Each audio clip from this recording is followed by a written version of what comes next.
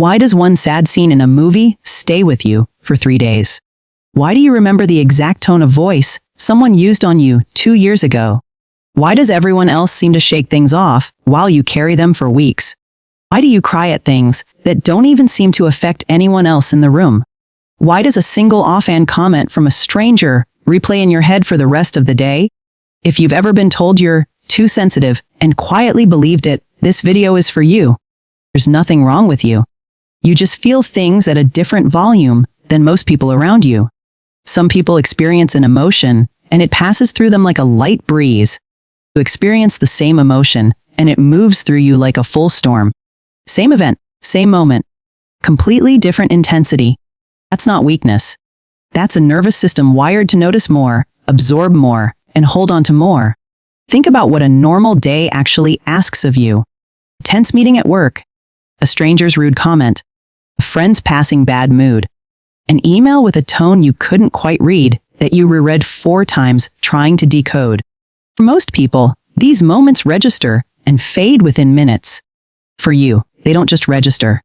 They land and they stay. You replay the tone of someone's voice long after they've forgotten they even used it. You notice the tiny shift in someone's mood before they've said a single word about it. You absorb the tension in a room like it's your job to carry it for everyone. By the end of an ordinary day, you're exhausted in a way you can't fully explain. Not because anything dramatic happened, but because you processed 10 times more emotional information than the people around you did. People call this being too sensitive, like it's something to apologize for. But what's actually happening has a name, and it isn't a flaw. It's called high sensitivity, and it shows up in a real, measurable way in how the brain processes the world. Highly sensitive people notice subtleties others miss entirely. Change in tone, a flicker of hesitation, the exact moment someone starts pulling away before they've said a single word.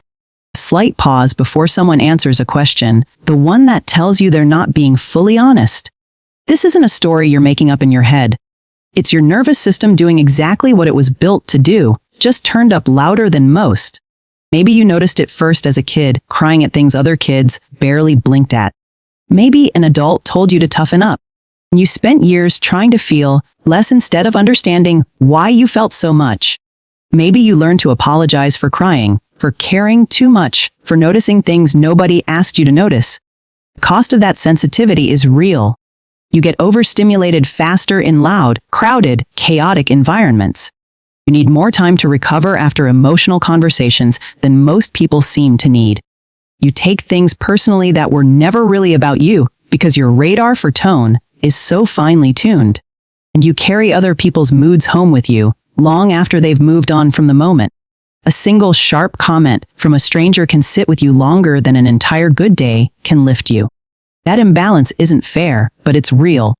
Pretending otherwise only adds shame on top of exhaustion. None of that makes you fragile. It makes you someone whose senses run at a higher resolution than most.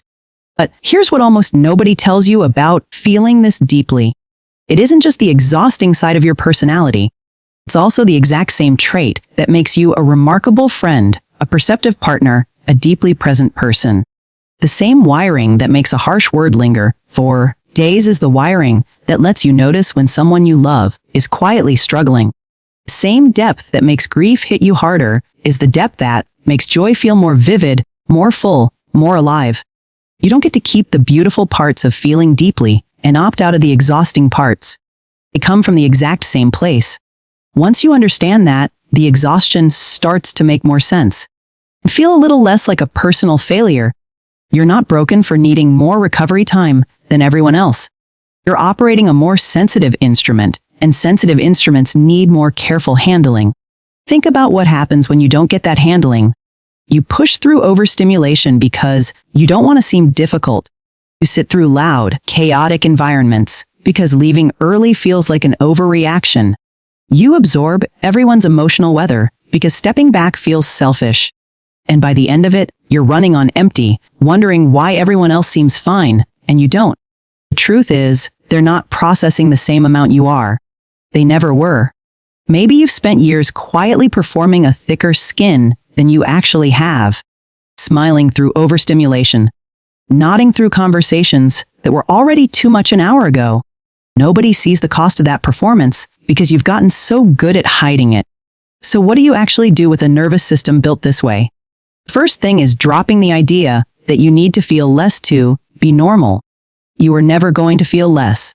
That's not how this wiring works.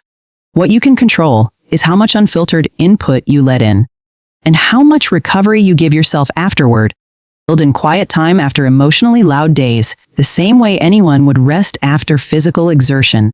Give yourself permission to leave a chaotic environment early without treating it as a character flaw. Notice when you're absorbing someone else's mood, and gently remind yourself that it's theirs, not yours to fix. Learn the difference between empathy and absorption. One lets you understand someone's pain, the other makes it your own. That difference takes practice, but it's the single most useful skill for someone wired the way you are. These aren't grand life changes. They're small course corrections that respect what your nervous system actually needs to function well. It also helps to stop comparing your recovery time to someone else's. Someone who processes less doesn't need as much space afterward. And that's not a competition you're losing. Your need for more downtime isn't proof you're weaker. It's proof you're running a system that takes in more. And systems that take in more need more time to reset. A single overstimulating day for you might genuinely cost what 3 ordinary days cost someone else. That's not dramatic. That's just an accurate accounting of what your nervous system actually processed. Some of the most emotionally intelligent people you know are wired exactly like you. They just learned, eventually, to stop apologizing for needing quiet after loud days. They built lives with more buffer in them, not because they're weaker, but because they finally understood what they needed. That buffer isn't avoidance, it's maintenance, the same way anyone maintains a system that carries a heavier load. If you've spent years thinking something was wrong with you for feeling this much, that ends now. You're not too sensitive. You're accurately sensitive in a world that mostly moves too fast to notice the details you catch. The same depth that exhausts you by evening is the depth that lets you love people more fully than most ever will. That's not a flaw to fix. That's a capacity worth protecting, not apologizing for. The people who matter most in your life have probably already benefited from this depth, whether they've said so or not. A friend who felt truly heard by you. The partner who felt truly seen. That didn't happen by accident. It happened because you feel things deeply enough to actually notice them.